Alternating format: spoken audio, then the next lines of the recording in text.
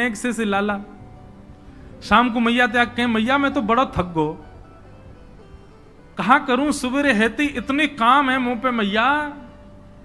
मैया बोली 3.5 बरस को लाला तो पे कहा काम है मुझे बता। ठाकुर जी करें कहा पूरे दिन? अभी ठाकुर जी ने चोरी शुरू नहीं करी है, ये उससे पहले की कथा है। तो ठाकुर जी कहा करें पूरे गोकुल में भ्रमण करते करते केवल ये देखें संत आए कि नहीं, वैष्णव आए कि नहीं, ब्राह्मण आए कि नहीं। और जैसे संत वैष्णव ब्राह्मण ठाकुर जी को दिखाई देते हैं तो ठाकुर जी उनको अरे तुम यहां डोल रहे हो, परिचय नहीं है ऐसी बात, अरे आप यहां डोल रहे हो। सामने वाले कहें अरे भैया तुम कौन? अरे नेक्सा से लाला, अरे भैया तू हमें जाने? बोले अरे तुम्हें ही तो खोज रहा हूं मैं सुबह रहते। बोले हमें खोज रहा हो भैया काय को? अच्छा एक बात बताओ तुम कहां से आए हो? बोले हम तो अयोध्या से आए हैं। बोले अयोध्या से आए हो, तुमने कभी सुबह रहते पाए हो? बोले ना कछु ना पाओ, यही मारे तो मैं डोल रहा हूं। यशोदा मैया तुम्हारी बात निहार रही है, 56 भोग बनाए माने, चलो जल्दी नंद भवन पहुंच जाओ। बोले यशोदा मैया हमारी बात निहार रही? बोले हम बे सुबह अब जल्दी करो मां, सब संतन को भोजन है, रहो जल्दी पहुंच जाओ। ऐसे किसी को भी सबको निमंत्रण दे देते हैं। और यशोदा मैया जब नंद भवन से बाहर आती देखते हैं 100-200 लोग खड़े हैं बिना निमंत्रण के। मैया कहें आप सब? बोले मैया आप सुबह से बाट निहार रही हो हमारी, लाओ थाली लगाओ 56 भोग कराओ। अब मैया को यूं लगे मना करूं तो अच्छो ना लगे, लेकिन मैया पूछे अच्छा आपको कौन ने कही मैंने निमंत्रण? बोले आपको लाला आयो। मैया बाट निहार रही है। यशोदा मैया पवा तो देती है सबको, फिर शाम को लाला के अरे लाला ये तू कौन कौन ने निमंत्रण दिया वे? यशोदा मैया बात निहार रही है, पहुंच जाओ सबरे मां भोजन कर लो। आज तो 200 लोग आए मेरे यहाँ। अरे ठीक है हमारी रसोई घर बड़ो है, हमारे यहाँ 9 लाख गैया है, ठाकुर जी कृपा सब व्यवस्था है, मोए खवावे में कोई चिंता ना है, मैं तो खूब पवाऊं, लेकिन मोए बता तो देकर कौन को निमंत्रण दे रहे हो? तू कोई को भी निमंत्रण दे दे। मैया तू ना जाने? बोले कहा मैं तो या घर को पुण्य कर रहा हूं, जितना ज्यादा है सके पुण्य जमा कर कर। मैया मैं तो बुढ़ापा आ जाएगा, मैं तो चला जाऊंगा, तो को बाबा को छोड़ जाऊंगा पुण्य करके। मैया के अच्छा कहा पुण्य कर रहे हो लाला? बोले मैया देख ये संत ब्राह्मण ये साक्षात भगवान को मुख हैं, जब इनके मुख में हम कछु अन्न दे में, मक्खन दे में या कछु भी इनको पवामे तो ऐसा समझने से साक्षात नारायण पा रहे हैं। मैया देख कल 100 आए नारायण, आज 200 नारायण तेरे घर आए पावे, मैं तो ये पुण्य करवाऊं। और मैया दूसरी बात सुनेगी? बोले हाँ मारेगी तो ना मुझे? बोले ना मारूंगी बता। बोले तू बड़ी मोटी है गई मैया, मुंह को यूं लगे पूरे दिन लगी रहेगी तो तेरो ने वजन कम हो जाएगा। अरे मेरी ब्याह तक ने छरेरी सी है जाएगी, या हमारे तू लगी रहे रसोई में या हमारे ऐसा को। मैया भागे पीछे, ठाकुर जी चौकड़ी मार के भागे। ऐसा ऐसा उधम मचा में ठाकुर जी द्विज ब्राह्मण संत वैष्णवों को जा जा करके बिना निमंत्रण के निमंत्रित कर देते हैं। सब नंद भवन आ जाओ, आज सबन को भंडारो है। कंटकेभ्य नंद बाबा रोज अपने ठाकुर जी की सेवा करते हैं। और महाराज वर्णन ऐसा करें हमारे ब्रजवासी, बोले नंद बाबा की सेवा में शालिग्राम भगवान है। नंद बाबा शालिग्राम की सेवा करें और सेवा करके शालिग्राम भगवान को टांड समझते हैं। टांड आप लोग जानते हैं कि नहीं पता नहीं, अब घरों में नहीं होती, पुराने घरों में टांड होती थी। टांड बोलते हैं एक घर के कमरे में ऊपर एक छज्जा सा बनवा देते थे, उसमें सारा स्टोर रखा जाता, सब जरूरी सामान।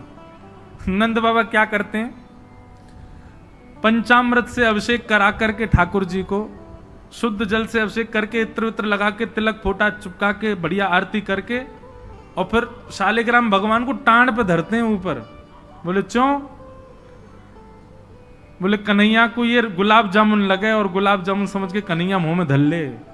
शालिग्राम भगवान है, कन्हैया को यूं लगे बोले कि ये रोज रोज जय जय जो है का है, ये शालिग्राम जो है का है। हमारे पिताजी पूज्य पिताजी की कथा में सुनाते हैं, बोले एक बार नंद बाबा ठाकुर जी की सेवा कर रहे, इतने में ठाकुर जी बगल में आके बैठ गए। देखो कितनी सुंदर ठाकुर जी की सेवा कर रहे हैं, ठाकुर जी बगल में बैठे हैं। नन्हे से गोपाल जी आके बैठ गए। अब नंद बाबा को तो बढ़िया लगो, लाला भी सेवा सीखेगो, बैठ जा लाला यहाँ पे। ठाकुर जी बैठ गए।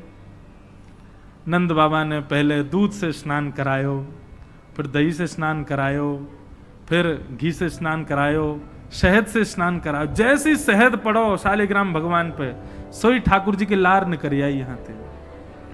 ओहो कितना सौभाग्यशाली है जे। मैं हूं मैया ते कहूंगा मैया तू मोको पानी ते मत नवाए कर, वह पानी में कुछ स्वाद ही ना होवे, शहद ते नवाए कर, नहाते नहाते खाऊ ले करूंगा बीच में। अच्छा एक बात बताऊं, ये पंचामृत अभिषेक ठाकुर जी को प्रिय क्यों है? क्योंकि ठाकुर जी का स्नान भी हो जाता, पेट भी भर जाता, बीच बीच में जीव निकाल के खाऊ जाए ठाकुर जी इसलिए ठाकुर जी का पंचामृत अभिषेक होता है ये, और ये वास्तविकता है। अब जब ऊपर से सब पड़ता है, पहले दूध फिर घी दही शहद आदि सब ऊपर से पड़ता है, तो मुख पे होकर के आता है, तो जब यहाँ आवे so next so Thakur ji मुंह खोल के जीव निकाल लें, बीच बीच में स्वाद भी लेते रहे। या हमारे पंचामृत अभिषेक ठाकुर जी को बड़ो प्रिय है, क्योंकि ठाकुर जी को स्वाद भी आ जाए और स्नान भी आ जाए। एक पंथ दो काज। तो ठाकुर जी की तो लार न करी आई। ठाकुर जी बोले जय जय मीठो है गयो होगो, अब तो रस भरो है गयो होगो। और फिर शहद लगे को छुड़ावे के लिए एक बात हम निवेदन करें, सेवा में एक चीज करो भैया, ये सफेद चीनी मत चढ़ाया करो कभी ठाकुर जी पे। ठाकुर जी के अंग पे लग जाती होगी, उस पर भी फिर ऊपर से आप हाथ ऐसे घुमा देते हैं, शंकर जी पे हो, शालिग्राम जी पे हो, ठाकुर जी पे हो। इससे बढ़िया बूरा लाओ, शक्कर लाओ, और चीनी अगर चीनी ही अगर उसको भी पीस लो, वो ऐसी तो हो कि ठाकुर जी के अंग पे लगे ना, तब डालो। शक्कर से स्नान कराए और ठाकुर जी तो बस मुंह में पानी आ गया, बोले जय जय मीठो है गयो अब तो। नंद बाबा ने बढ़िया ठाकुर जी को श्रृंगार आदि करके और महाराज ठाकुर जी को तुलसी पदरा के चंदन वंदन लगा के, और नंद बाबा अपनी माला झोली में हाथ दे करके और जाप करने लगे। पूज्य पिताजी महाराज कहें नंद बाबा मुंह पे एक कपड़ा और डाल लें, मुख पर कपड़ा डाल के जप करने से मन एकाग्र होता है, यह भी एक साधना का एक नियम है। नंद बाबा जाप करने लगे। इतने में ठाकुर जी ने देखी बाबा तो जाप में चलोगो, अब कहां जाएगो जय जय बच के। सोई ठाकुर जी धीरे से गए और चौकी पे धरे शालिग्राम भगवान उठाए और मुंह में धर के बैठ गए, और जैसे कोई पान चूसता है ऐसे ठाकुर जी यहां से चूस रहे हैं मुंह में धर के शालिग्राम जी को, और बैठ गए नंद बाबा के बगल में, आंख बंद करके, इनको ध्यान चल रहा है। बोले अभी जय जय बाहर बाहर ते चूस रहा हूं, नेक्स्ट देर में अंदर की मिठास आवेगी, शहद भीतर तक चलोगो, निकर नहीं रहो, और जोर जोर से चूस रहे हैं। इतने में बाबा की माला पूरी है। जैसे ही बाबा की माला पूरी भई, बाबा ने नेत्रन से लगा के माला और अपनो कपड़ा हटायो। जय हो मेरे साले जय जय कहां चले गए? अब तो ढूंढे, पुष्प उष्प उठा के सब देखी, ठाकुर जी यही ना वहां पे। अरे यशोदा, ठाकुर जी कहां चले गए? बगल में छोटे भगत जी बैठे हैं, वो बिल्कुल महाराज ध्यान करके बैठे हैं, या तरफ शालिग्राम जी दबा रखे हैं। लाला जी कहा है तेरे मुंह में? बोले कहा जल्दी दिखा। नंद बाबा ने एक गुलचा बना करके जैसे ही मुंह में दियो, महाराज सोई शालिग्राम जी बाहर आ गए। नंद बाबा तो लिए उनको सिर से लगा में, रोते रोते गए, अरे यशोदा देख आज कहा भयो? बोले कहा भयो?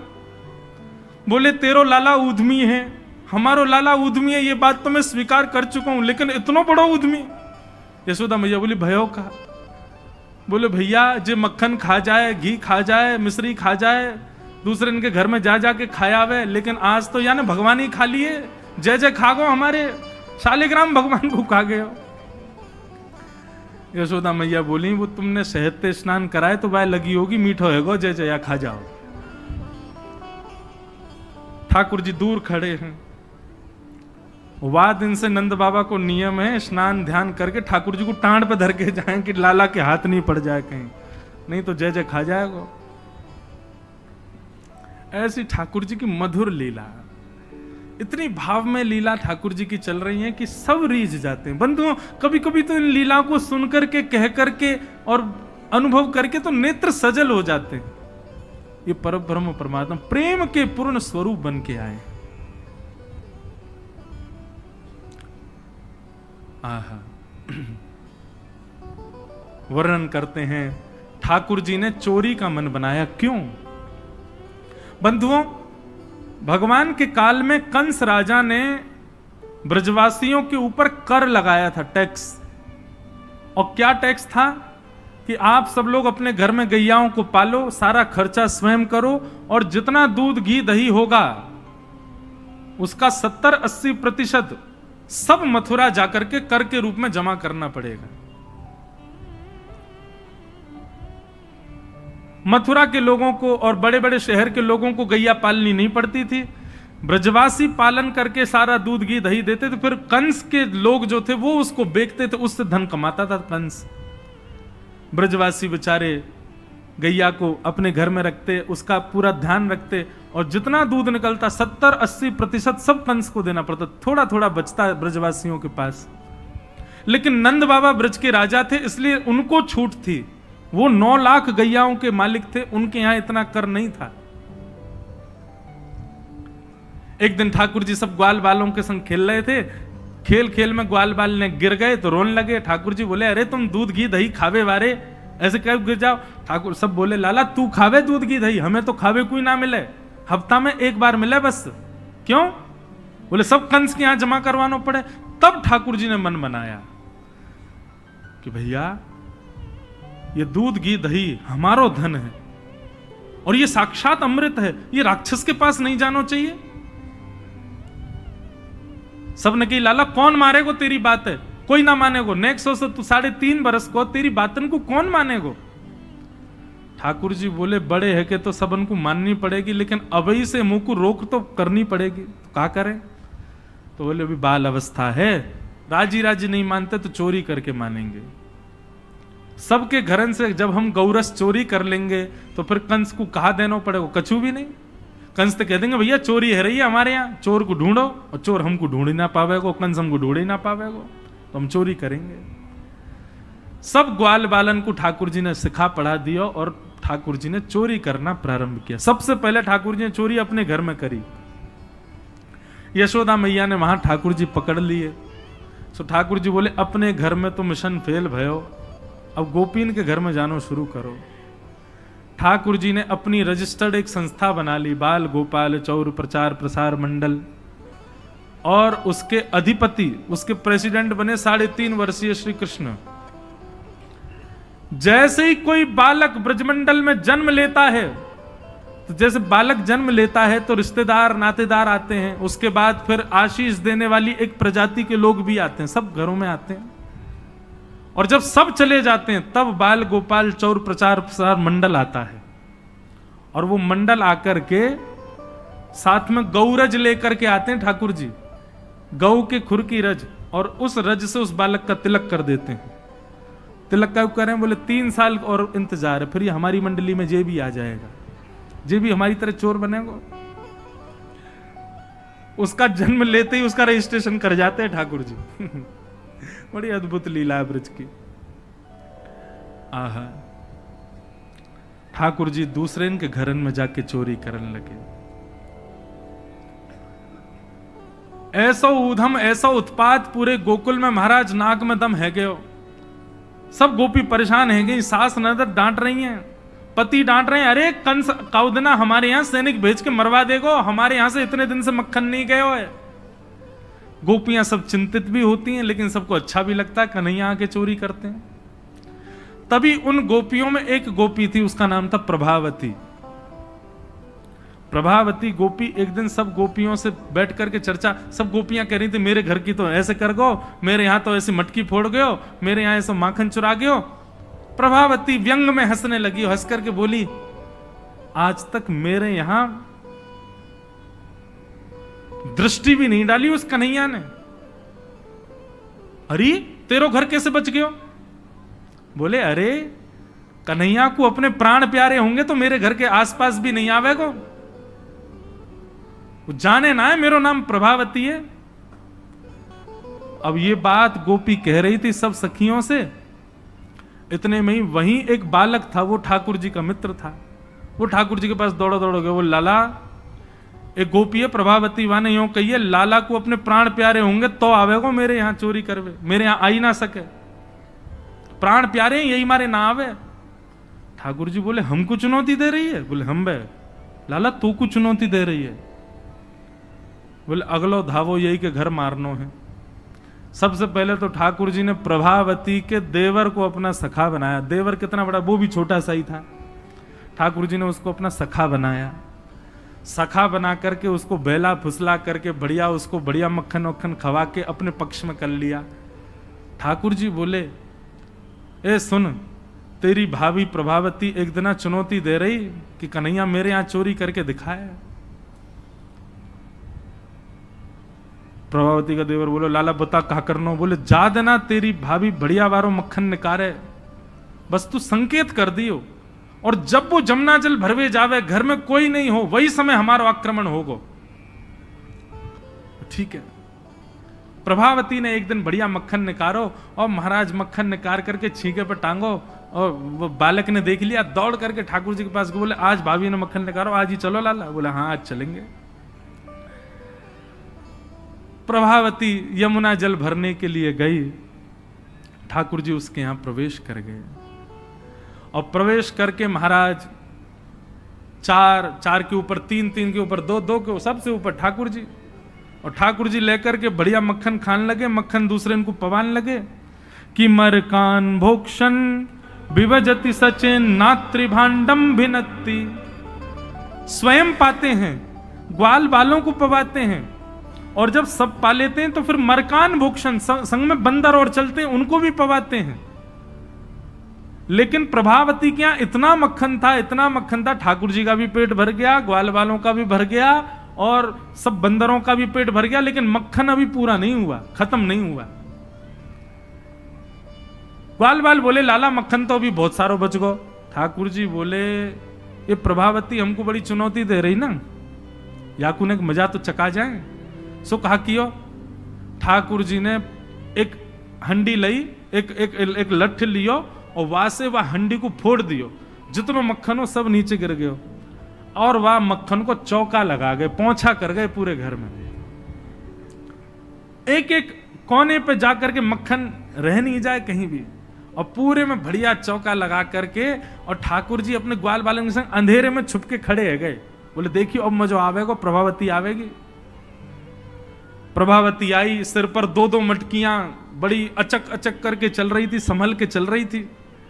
जैसे ही माने द्वार खोलो, और द्वार खोलते ही अपना पाम भीतर धरो, इतने में ही भोपाल शताब्दी की तरह ऐसी रिपटी महाराज, ऐसी रिपटी सिर में लगी, कमर में लगी, हाथ पाम बाकी सब रहे कह गए, और गिरी सो गिरी। यमुना जल मिल गए मक्खन में तो और चीकना हो गया। अब वो उठ ही नहीं पा रही है, जैसे उठे फिर गिरे, जैसे उठे फिर गिरे। और ठाकुर जी ताली बजा बजा के हंसे, सब ग्वाला के लाला आज तो बड़े मजे आए, आज तो बड़े मजे आए। मेरी भाभी कहा कह रही कन्हैया को अपने प्राण प्यारे यहाँ हमारे ना आवे। अब तो को तेरे प्राण प्यारे होंगे ना तो कभी हमको चुनौती नहीं देगी। और ठाकुर जी भाग गए। प्रभावती महाराज जैसे तैसे रिपट रिपट के बाहर आई, और जाके सीधे यशोदा मैया के पास पहुंच गई, और जाके बोलने लगी, बोले मैया अपने लाला संभाल ले, नहीं तो काउदना हाथ दिखा दूंगी याकू में। ऐसा उधम मचावे, देख मेरी कोहनी टूट गई, कमर टूट गई, ऐसा उधम मचा के गए हो। यशोदा मैया बोली तुम गोपिन पे कछु काम ना है, 24 घंटा मेरे लाला के पीछे पड़ी रहो, काउदना रंगे हाथ पकड़े तो आइयो, नहीं तो कभी मुख मत दिखाइयो अपनो। प्रभावती बड़ी चिंता में है, बोले ठाकुर जी को रंगे हाथ कैसे पकड़ूं। इतने में यानी विचार कियो कि मेरो जो देवर है वो लाला के संग बहुत ज्यादा रहवे, तो यार देवर को पहले अपने पक्ष में करो। ये देवर कभी ठाकुर जी के पक्ष में जा रहा हो, कभी प्रभावती के पक्ष में। प्रभावती ने एक दिन वाकू दिखाते भय मक्खन निकारो, आज तो धोरी गैया को मक्खन है, इतना मधुर मक्खन है, और यहाँ से तो आज मैं शाम को बढ़िया रोटी बनाऊंगी, घी बना करके सबको पवाऊंगी, अब बढ़िया मक्खन निकारो। देवर ने देख लिया और जा करके सीधे पहुंचो लाला के पास, बोले लाला भाभी ने आज धोरी गैया को मक्खन बनाया। ग्वाल बाल सब बोले लाला वहीं चल, बात ना बड़े मजे आए वहां पे, आज फिर चल रहे प्रभावती के यहां। ठाकुर जी बोले चलो। अब प्रभावती ऐसा दिखा करके गई कि वो जमुना जल भरने चली गई है। ठाकुर जी ने देख लिया प्रभावती जमुना जल भरवे गई है, लेकिन जैसे ही ठाकुर जी वाके घर की ओर भागे, प्रभावती दौड़ करके पीछे के द्वार से गई और खिड़की में होके भीतर घर में आ गई और चुपचाप खड़ी हो गई अंधेरे में, हाथ में बड़ा डंडा लेकर के। ठाकुर जी आए, ठाकुर जी ने आकर के जैसे महाराज 4 3 2 1 ऊपर चढ़े, चोरी करनो प्रारंभ कियो। ठाकुर जी जब पूर्ण रूपेण व्यस्त हो गए चोरी में, तब प्रभावती अपना डंडा लेकर के निकली। दारी क्यों तुम्हें बताऊं। और जैसी प्रभावती आई महाराज, नीचे वाले सबसे पहले भागे, और नीचे वाले भागे तो ऊपर वाले सब गिर गए, ठाकुर जी लटक गए ऊपर। अब बाकी के सब तो वहां से भाज गए, ठाकुर जी रह गए। और नीचे प्रभावती खड़ी है, आजा लाला तो बताऊं मैं। प्राण प्यारे, देख देख देख प्रभावती तू सही ना कर रही है, तू जाने ना है मैं जय जय हूं। बोले तेरी जय जय तो मैं निकारूंगी, नीचे आ पहले तू। जैसे तैसे करके ठाकुर जी नीचे उतरे। प्रभावती बोले देख तुम तो को मुंह पे दया ना आवे, मैं कितनो सीधो साधो भोरोसो प्यारोसो, देख मैं तू वचन दूं आज के बाद नहीं आऊंगा तेरे घर, तू अब कछु मत करे, तू मुंह को मारे मत। बोले ना ना मारूंगी ना लाला, इतना कोमल सो मेरो लाला, वाकू कैसे मार सकूं मैं। ठाकुर जी बोले हाँ जी तो मैं मारी हूं मत। बोले मारूंगी ना तो को पकड़ के यशोदा को दे के आऊंगी आज मैं, वो बतावेगी तो। बोले या तो बढ़िया तो तू मार ले मोह, लेकिन यशोदा मैया के पास मत ले जा, ऐसा मत करे। बोले ना आज तो तू यशोदा ही बतावेगी तो। और ठाकुर जी को हाथ पकड़ करके महाराज प्रभावती पूरे गोकुल में हल्ला करती हुई जा रही है, और घूंघट करके, घूंघट पकड़ रखो एक हाथ से, दूसरे हाथ से ठाकुर जी पकड़ रखे, और सबरे गोकुल में हल्ला। देख लो रे सबरे गोकुल वासियों, जे नंद जी को लाला, यशोदा मैया को छोरा, ये घर घर जाके चोरी करे। यशोदा मैया कह रही रंगे हाथ पकड़ो तो बताइयो, आज पकड़ लियो या को ठिकाने लगाऊंगी मैं। ठाकुर जी बोले ये तो भैया बड़ी निंदा है रही हमारी। इतने में ही ठाकुर जी बोले ए प्रभावती, कहा बात है। बोले देख तेने इतनी जोर से मेरो हाथ पकड़ रखो, मेरो हाथ नीलो पड़ गयो, रक्त पूरा रुक गयो है, तू इतनी जोर से मत पकड़े, तू एक काम कर मेरो जे हाथ छोड़ दे, दूसरा हाथ पकड़ ले। प्रभावती बोले नहीं तू भाग जाएगा, तेरी सौगंध खा के कह रहा हूं मैं नहीं भागूंगा, तू मेरो एक हाथ छोड़ दूसरा पकड़ ले। प्रभावती चलती जा रही है, और चलते चलते माने 3.5 वर्ष के छोटे से ठाकुर जी चलते चलते माने जैसी मन बनायो कि हाथ दूसरा लाऊं, ठाकुर जी ने पीछे चल रहे ग्वाल बालन में प्रभावती के देवर को इशारा क्यों यहां पे आ, वो ठाकुर जी की उम्र को ही है। ठाकुर जी ने वाको हाथ पकड़ लियो। प्रभावती अब देख तू मेरा दूसरा हाथ पकड़ जल्दी कर। प्रभावती चलते चलते बोली ला दूसरा हाथ दे। दूसरे हाथ के चक्कर में ठाकुर जी ने वह के देवर को हाथ पकड़ा दिया, और पकड़ा करके ठाकुर जी गली मोहल्ला कुचेन में कूदते भय सीधे नंद भवन पहुंच गए, और हाथ पाम धो के सीधे यशोदा मैया की गोद में। मैया इस सबरी गोपी मेरे पीछे काहे को पड़ी रहे, अरे मेरो लाला बड़ो मलूक है, हमारे पीछे पड़ी रहे। मैया रोज कोई गोपी आ जाए, मुंह को तो लगे आज भी कोई गोपी आवेगी तो उसे शिकायत करवे। मैया बोली आन देदारी के मैं बताऊंगी। हाँ मैया तू मुंह को अपने दूध पे बांधे। और ठाकुर जी तो इतने लाड़ प्यार में आ गए, मैया गोद में बैठ के दूध पीने लगे। इतने में ही प्रभावती आई, देख यशोदा मैया तू कह रही कि अपने लाला को रंगे हाथ पकड़ के लाई, आज देख तेरा लाला पकड़ के लाई हूं मैं। ठाकुर जी बोले देख ले मैया मैं तो कह रहा हूं ना कोई गोपी आ रही होगी, आ गई। मैया तू एक काम कर दे। बोले कहा मैं तू और बाबा हम तीनों कहीं और ही चले जाएं, ये गोपी हमको जीन ना दे रही है, इनको यूं लगे कि तेरो लाला इतना सुंदर काहे है, ये चिढ़ के मारे आ जाए रोज। मैया बोली लाला तू पीछे खड़ो रहे यार, गोपी है तो मैं देख के आऊं। मैया नीचे गई, कहा बात है क्यों चिल्ला रही है घूंघट में, देख तेरो लाला आज रंगे हाथ पकड़ो मैंने। मैंने तो याकू कछु नहीं कही है, लेकिन तेरे हवाले छोड़ के जा रही हूं। मैया यार सबक सिखाइयो आज। मैया बोली कौन है? बोले तेरो लाला। बोले देख तो सही कौन है। प्रभावती ने घूंघट उठा के देखो तो वही के देवर को हाथ। प्रभावती बंदर तू कहां से आया? भाज गयो। अब तो यशोदा मैया ने खूब सुनाई। बोले नहीं नहीं मैया मैंने तुम्हारे लाला ही पकड़ो। बोले तू झूठ बोले, मेरो लाला तो अभी दूध पी रहा मेरी गोदी में बैठ के।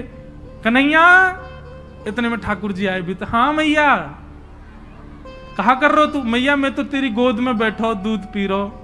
मैया ये सबरी गोपी मेरे पीछे पड़ी रही, मैं कहा बताऊं, इन लोगों की तो ऐसी आदत है गई है। और ये प्रभावती तो सबसे ज्यादा। मैया ने खूब डांटी। प्रभावती बोले ये हुआ कैसे? प्रभावती बोले अच्छा मैया क्षमा कर दो, मैं जाऊं। प्रभावती चली गई। ठाकुर जी बोले मैया मैं 2 मिनट में आऊं, अभी इन्हें सखांत में ले आऊं।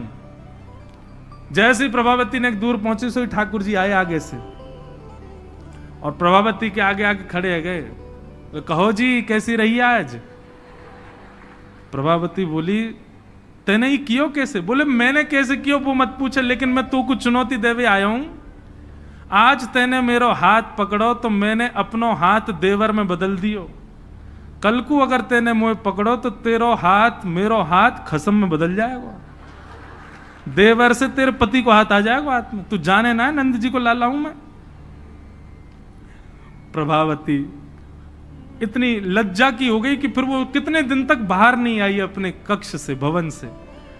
वर्णन आता है ठाकुर जी एक दिन उसके यहां पहुंचे और पहुंच करके उसकी गोद में बैठ करके खूब स्नेह किया।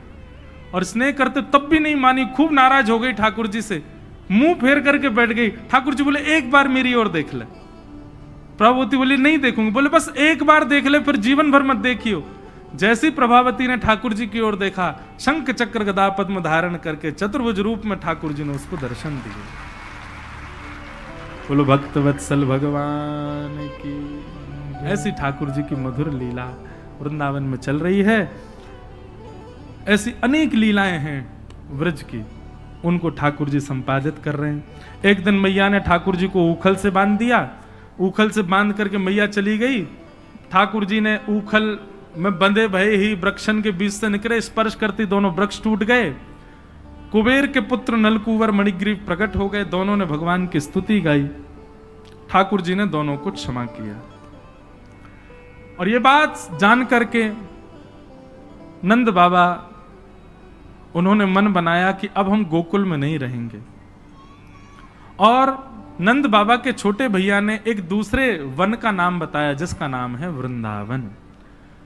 और ठाकुर जी, नंद बाबा और यशोदा मैया सब ने वृंदावन जाने को मन बनायो। तो महाराज सब गोकुलवासी बोले हम भी यहां नहीं रहेंगे, हम भी वहीं रहेंगे जहां लाला रहेगो हमारो। और सब गोकुलवासी ठाकुर जी के संग वृंदावन चले गए। आहा, ऐसो सुंदर प्यारो वृंदावन है। लागे वृंदावन निको अली माने, लागे वृंदावन निको। लागे वृंदावन निको अली माने, लागे वृंदावन निको लागे, लागे वृंदावन निको आले मारे, लागे वृंदावन निको लागे, लागे वृंदावन निको आली माने, लागे वृंदावन निको, लागे वृंदावन निको आली माने, लागे वृंदावन निको।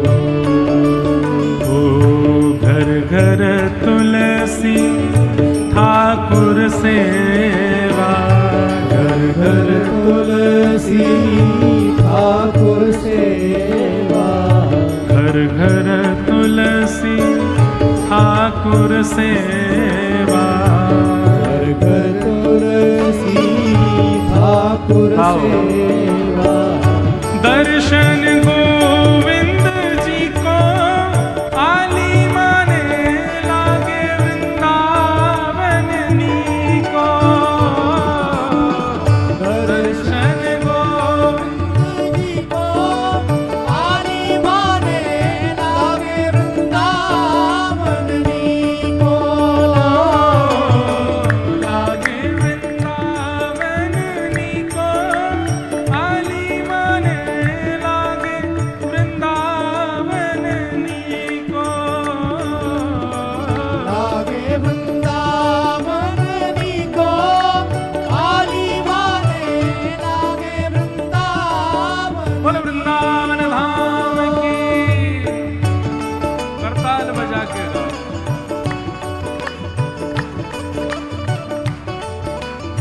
श्री गिरधर लाल जी पधार रहे हैं कथा में, मानो साक्षात वृंदावन पधार रहा है।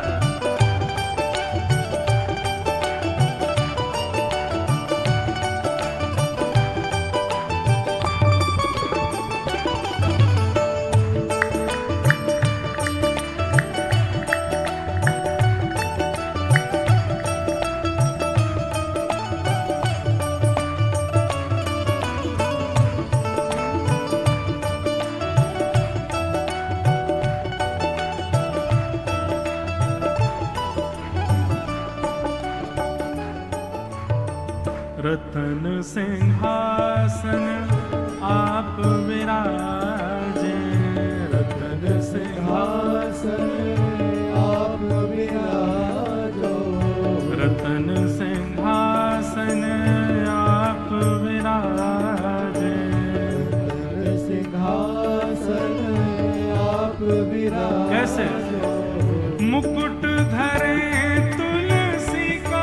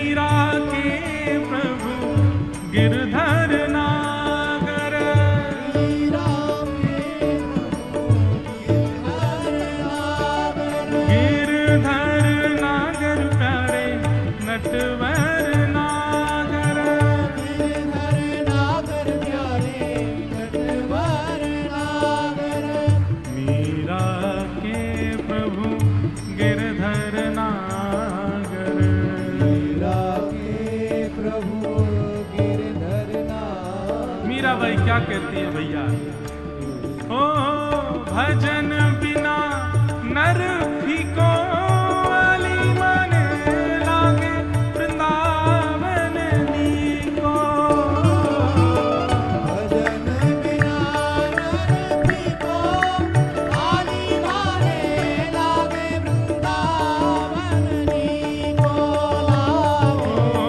लागे वृंदावन नीको,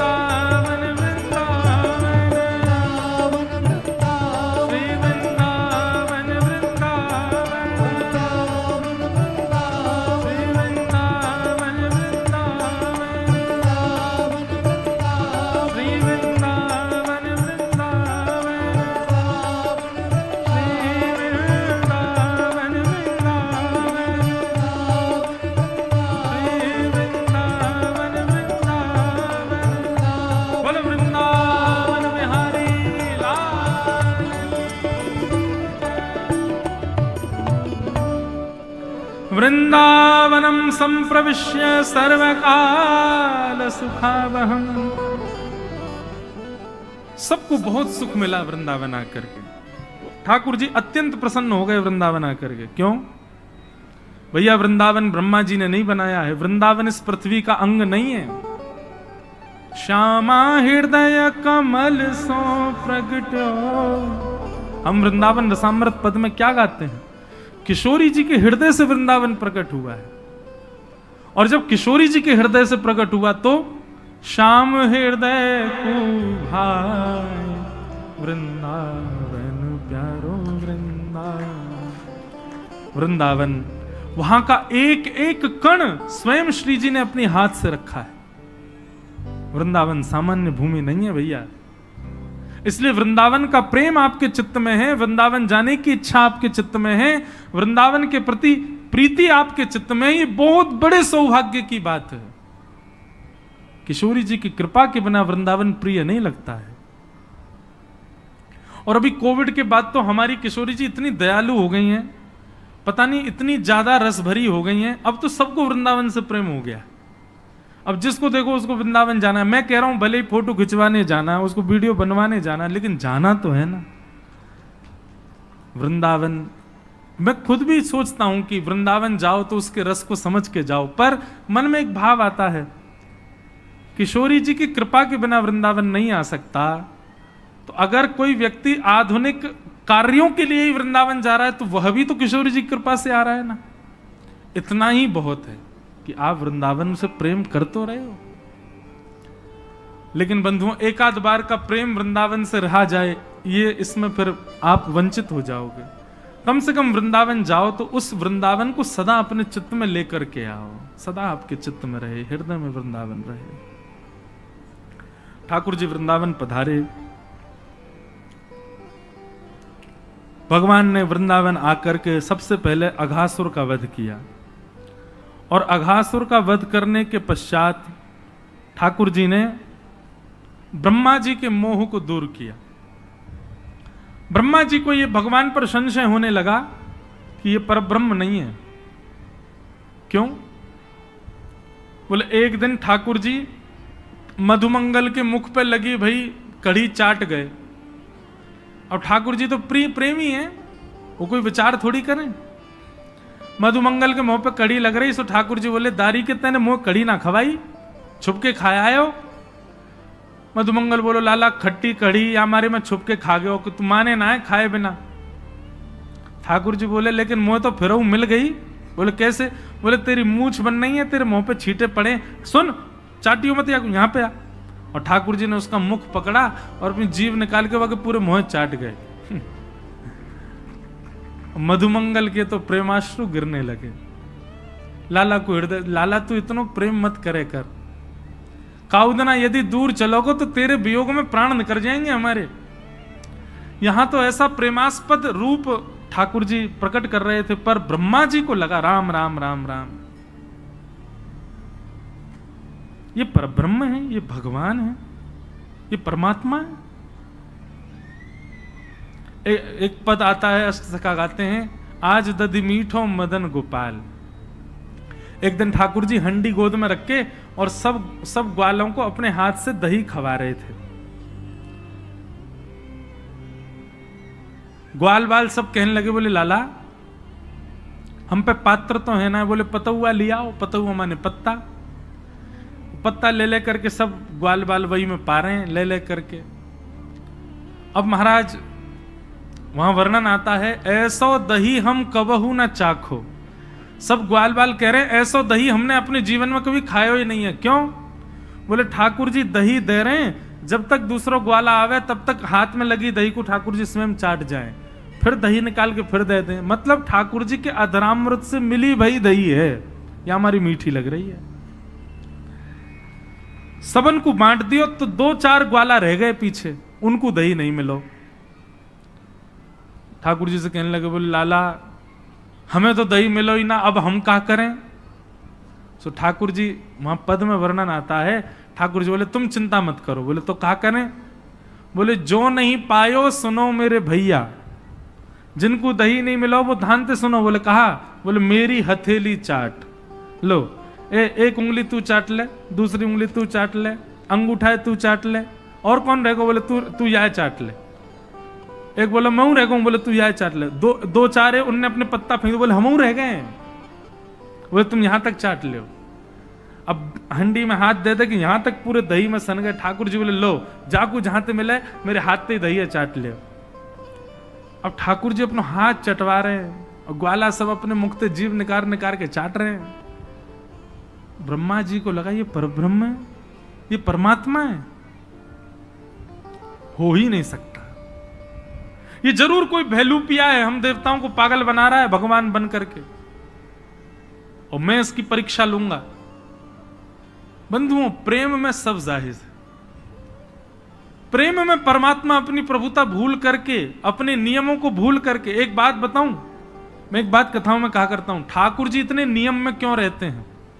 भगवान को देखो, गर्भगृह में रहते हैं, गिने चुने व्यक्ति ही उनको छू सकते हैं, हर कोई उनका स्पर्श नहीं कर सकता। सुबह 4 बजे उठना है तो उठना है, पूरी दुनिया 4 बजे उठने का मन बनाती है, पर 4:30-5 से पहले कोई नहीं उठता। पर ठाकुर जी हजारों वर्षों से सारे मंदिरों में जो नियम उठने का, उसी पे उठते हैं ठाकुर जी। उसी नियम से भोजन, उसी नियम से शयन, इतने नियम, पूरे विश्व को मुक्त करने वाले भगवान स्वयं इतने बंधन में रहते हैं। मेरे मन में एक बात आती है कि ठाकुर जी बंधनों में इसलिए हैं, नियमों में इसलिए हैं, हमको और आपको चुनौती दे रहे हैं। बोले तुम्हारे अंदर प्रेम की सामर्थ्य हो तो मेरा नियम तोड़वा के दिखाओ, तुम में सामर्थ्य हो तो मेरे नियम को तोड़ के दिखाओ। नियम बनता ही तोड़ने के लिए बंधुओं, लेकिन उसको हट नहीं तोड़वा सकता, उसको जिद नहीं तोड़वा सकती, नियम को केवल प्रेम तोड़वाता है। कोई व्यक्ति कितना भी नियम में हो, लेकिन अत्यंत प्रेमी आ जाए तो वो अपना नियम तोड़ देता है।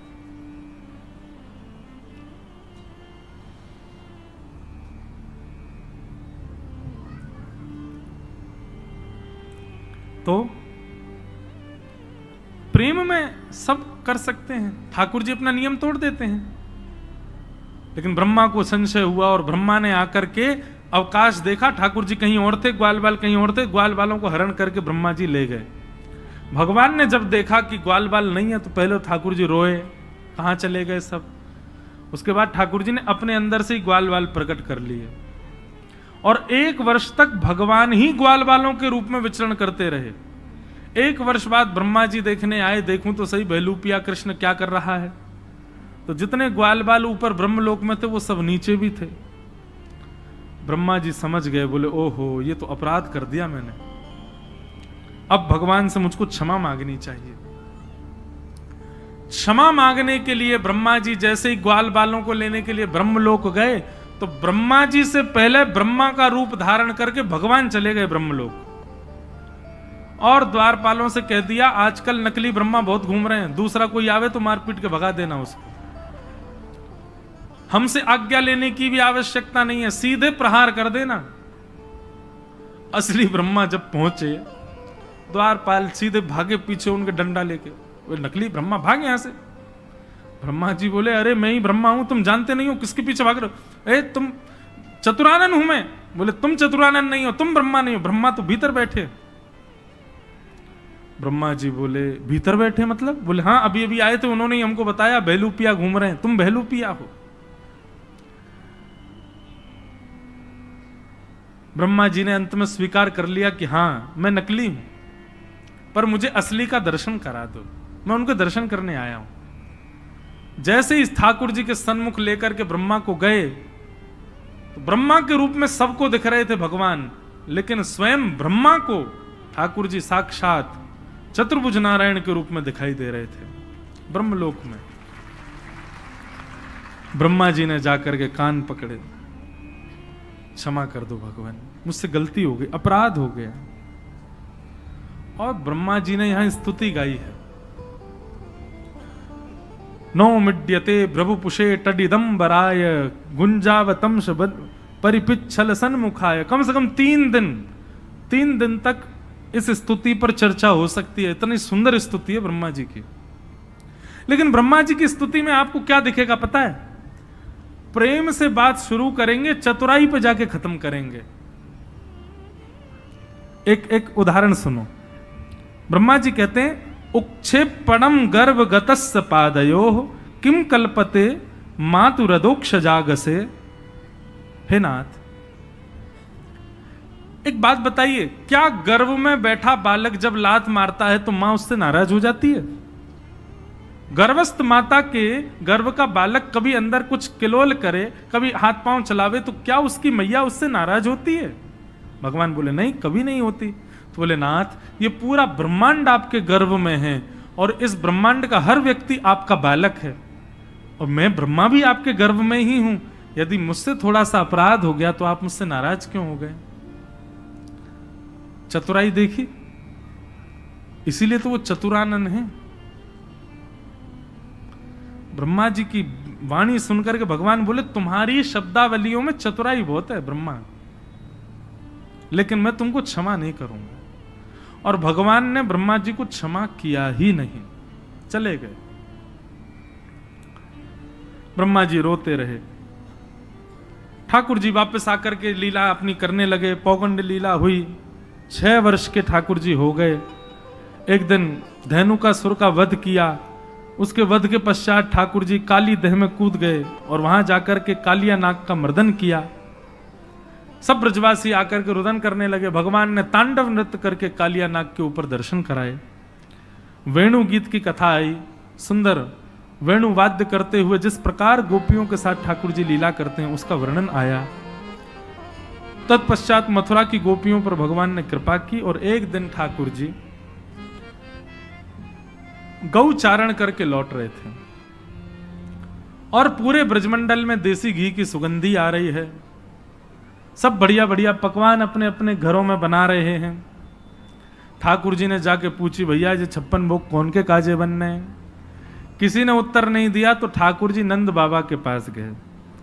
नंद बाबा ने जाकर के नंद बाबा ने लाला को बताई, पर्जन्यो भगवान इंद्रो मेघास्तस्यात्ममूतय।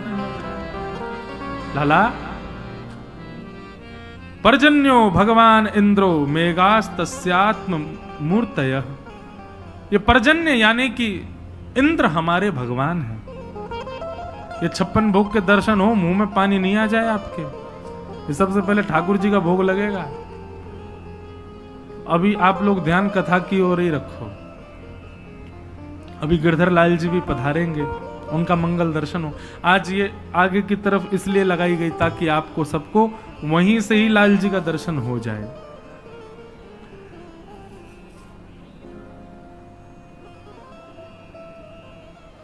सब ब्रजवासियों को बैठा करके नंद बाबा ने उपदेश दिया, लाला को समझाए। बोले लाला, ये पर्जन्य इंद्र हमारे भगवान है। पंडित जी ये यहां से ये टेप हटा दीजिए सब। वहां इंद्र की हम पूजा करें तो वो इंद्र हम पे कृपा करे, अनुग्रह करे और वही की कृपा से हमारी खेती बाड़ी आदि सब चले। ठाकुर जी ने कही, बोले कि बाबा एक इंद्र की पूजा ही क्यों, फिर तो समस्त देवताओं की पूजा होनी चाहिए। 33 कोटि देवता कोई ना कोई हमारे कार्य में सहायक बने, सबन की पूजा अर्चना होनी चाहिए। और यदि सबकी पूजा करने चाहो तो भैया एक आधार मूल तत्व है नारायण। सब नारायण में विद्यमान है, नारायण को पूजो। वृक्ष हरा भरा करना हो तो जड़ में पानी डालो। 33 कोटि देवताओं के मूल आधार नारायण है, उनकी उपासना करो। बोले वो नारायण कहां मिलेंगे भैया? बोले वो नारायण हमारे ब्रजमंडल में गोवर्धन रूप में विराजमान है, चलो उनकी पूजा करें। ब्रजवासी सब बोले, बोले लाला बरसंते चली आ रही हमारी देवता की पूजा, हम छोड़ के तेरे नारायण को पूजवे जाएंगे, कहीं इंद्र नाराज है क्या? तो ठाकुर जी बोले पहली बात तो इंद्र नाराज नहीं हो सकता। क्यों? क्योंकि नारायण परब्रह्म है और परब्रह्म की उपासना जब होती है तो सब देवताओं का पोषण होता है। मतलब आप जब नारायण की उपासना करते हैं, नारायण का भोग लगाते हैं, नारायण का ध्यान करते हैं तो नारायण में ही सब देवता हैं, सबका अपने आप हो जाता है। और दूसरी बात, फिर भी मानिनी इंद्र ने यदि क्रोध किया तो जिनकी शरण में हम जा रहे हैं ऐसे गोवर्धन नाथ नारायण के ही स्वरूप हैं, ये हमारी रक्षा करेंगे। सब ब्रजवासी बोले लाला हमें तो बड़ा डर लग रहा हो। बोले नहीं, भय से कभी भक्ति नहीं करनी चाहिए। इसलिए ब्रजवासियों के चित्त में प्रेम प्रकट हो उसके लिए भगवान ने उद्देश्य बताया। आपने कभी इंद्र के दर्शन नहीं किए होंगे, लेकिन आप गोवर्धन नाथ जी की शरण में चलो, हम आपको वचन देते हैं, वो साक्षात प्रकट होकर दर्शन देंगे, आपका प्रसाद स्वीकार भी करेंगे। तब ब्रजवासियों के चित्त में प्रेम प्रकट हुआ और सब ब्रजवासी बोले ठीक है, तो हम गोवर्धन पूजा के लिए चलेंगे।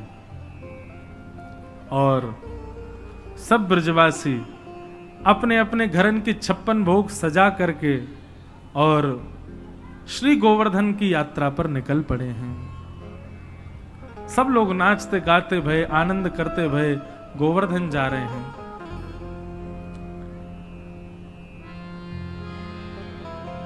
मैं तो गोवर्धन को जाऊं मेरी वीर, नाय माने मेरो मनुआ। मैं तो गोवर्धन को जाऊं मेरी वीर, नाय माने मेरो मनुआ।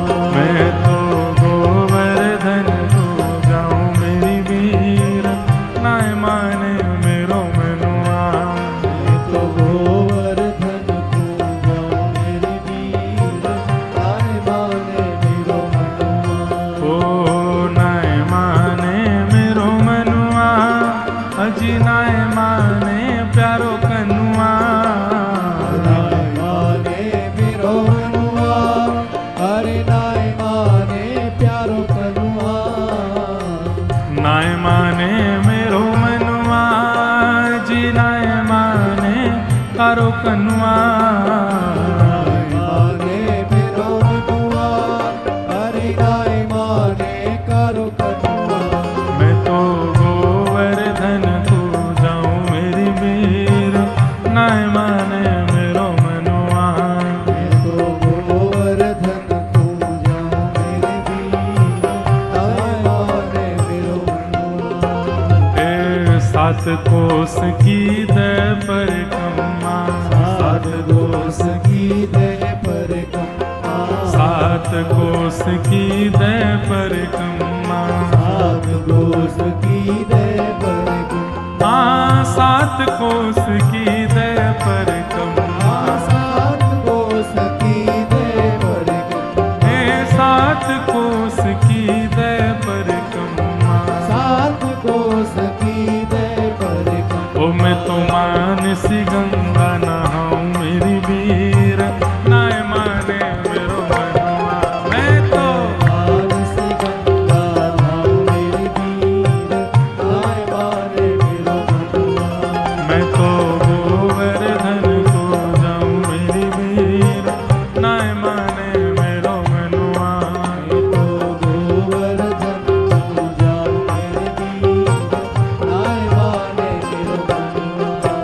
के 7 शेर की करूं कढ़ैया, 7 शेर की करूं कढ़ैया। 7 शेर की करूं कढ़ैया, 7 शेर की करूं कढ़ैया। ओ 7 शेर की करूं कढ़ैया, 7 शेर की करूं कढ़ैया। 7 शेर की करूं कढ़ैया, 7 शेर की करूं कढ़ैया। ओ मैं तो संतन न्योत जिमाऊं मेरी वीर, नाय माने मेरो मनुआ।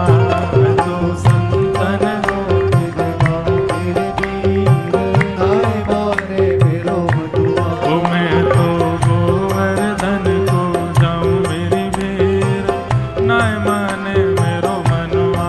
मैं तो गोवर्धन को जाऊं मेरी वीर, नाय माने मेरो मनुआ। ओ नाय माने मेरो मनुआ, जी नाय माने कारो कनुआ। नाय माने मेरो मनुआ, अरे नाय माने कारो कनुआ। मैं तो गोवर्धन को जाऊं मेरी वीर, नाय माने मेरो मनुआ। मैं तो गोवर्धन को जाऊं मेरी वीर, नाय माने मेरो मनुआ। ओ गिरिराज धरण प्रभु तुम्हारी शरण, गिरिराज धरण प्रभु तुम्हारी शरण। गिरिराज धरण प्रभु तुम्हारी शरण, गिरिराज धरण प्रभु तुम्हारी शरण। ओ गिरिराज धरण प्रभु तुम्हारी शरण, गिरिराज धरण प्रभु तुम्हारी शरण। ओ गिरिराज धरण प्रभु तुम्हारी शरण, गिरिराज धरण प्रभु तुम्हारी शरण। हो रखो लाज हमारी गोवर्धन, लाज हमारी गोवर्धन, रखो लाज हमारी गोवर्धन, लाज हमारी गोवर्धन। हो गिरिराज धरण प्रभु तुम्हारी शरण, गिरिराज धरण प्रभु तुम्हारी शरण, हो गिरिराज धरण प्रभु तुम्हारी शरण। गिरिराज धरण बोलो गिरिराज धरण की। सब ब्रजवासी अपने अपने 56 भोग लेकर के गोवर्धन पहुंचे। गिरिराज जी को जाकर के पूजन कियो, अभिषेक कियो, आनंद से खूब परिक्रमा लगाई। मन से गंगा प्रकट हुई, नाम पढ़ो मानसी गंगा। बोलो मानसी गंगा मैया की जय। सब ब्रजवासी ने खूब आनंद से मानसी गंगा से स्नान करायो, खूब आनंद से 56 भोग सजाए। सब ब्रजवासी हाथ जोड़ करके प्रार्थना करने लगे गिरिराज बाबा से। और जैसे ही प्रार्थना भई है, प्रार्थना स्वीकार करके 4 भुजा वाले श्री गोवर्धन नाथ प्रकट है। भैया पेंट वाले अब सब वहां रही हूं। 4 भुजा वाले श्री गोवर्धन नाथ प्रकट है गए। लाओ ब्रजवासियों भोग, लाओ ब्रजवासियों भोग, लाओ ब्रजवासियों भोग। 4 भुजा वाले ठाकुर जी प्रकट है गए और प्रकट है करके चारों भुजान से मांग रहे हैं, लेके आओ अपने अपने भोगन को। सब ब्रजवासी अपने अपने घर के भोग लेके जामे, ठाकुर जी को अपने हाथ से पवा रहे हैं। ब्रजवासी सब बोले लाला तेने सांची कही, ठाकुर जी प्रकट है गए। अरे भाई इंद्र की पूजा करते करते बूढ़े है गए, हम कभी ना आयो वो, लेकिन तेरो सांचो है गोवर्धन नाथ, देख कैसे प्रकट भयो। एक ब्रजवासी बोला लाला एक बात बता। बोले हाँ, जो गोवर्धन नाथ को चेहरा तोते बहुत मिले, बिल्कुल तेरे जैसो लग रहा। लाला तेरी 2 भुजा कर दो, नेक और बड़ो श्रृंगार कर दो, तो ऐसा लगेगा तू ही है का। ठाकुर जी बोले अरे तुम नहीं जानो, मेरी गैया यहीं चरवे आवे गिरिराज जी पे, और वह गैया को दूध जाको मैं पीऊं, वही को जे गोवर्धन नाथ पीवे, या हमारे हम दोनों को चेहरा एक जैसो है, एक ही गैया को दूध पीवे हम। श्रीदामा बोलो हे रे लाल, जे कौन सी बात भाई, गैया को दूध पीवे तो हमारो चेहरा कैसे मिल जाएगा। बोले चो तेने तेरी मैया को दूध पियो। बोले हाँ। तेरी बहन ने भी तेरी मैया को दूध पियो। बोले हाँ। तुम दोनों उनको चेहरा मिले कि ना मिले, बहन भैया एक जैसे लगो बिल्कुल। बोले हाँ लाला बहन भैया तो एक जैसे लगे। बोले यही मारे एक ही मैया को दूध पीवे से चेहरा मिले।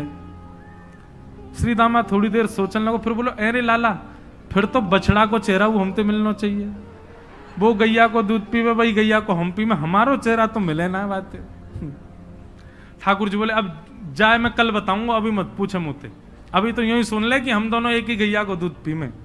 और ब्रजवासी इतने भोरे मान गए आ बात को, बोले अरे लाला की गैया को दूध पीवे, हमारे लाला जैसो लग रहा हो देवता।